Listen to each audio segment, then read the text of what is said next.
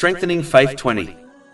In a narration found in Jami' at-Tirmidhi, number 2305, the Holy Prophet Muhammad, peace and blessings be upon him, indicated some important characteristics for Muslims to adopt. The first is that the best worshipper is the one who avoids the unlawful. This includes avoiding all forms of verbal and physical sins. It includes fulfilling the commands of Allah, the Exalted, as abandoning them is unlawful.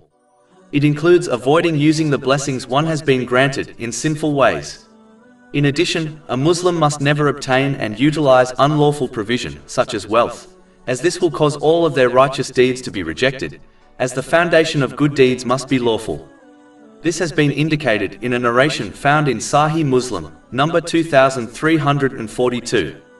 Just like the inward foundation of Islam is one's intention, similarly the outward foundation of Islam is obtaining and utilizing the lawful.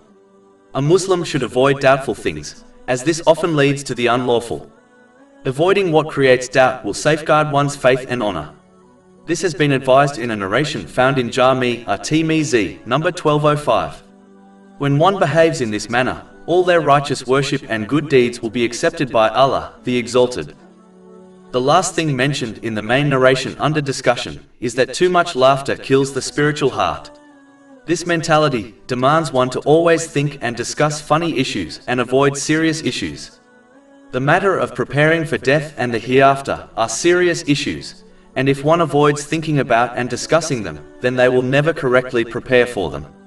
This will lead to a dead spiritual heart.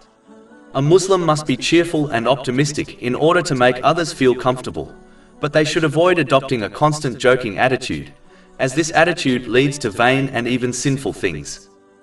Over 400 free ebooks, audiobooks, infographics, podcasts and blogs available on our website, www.shakepod.com.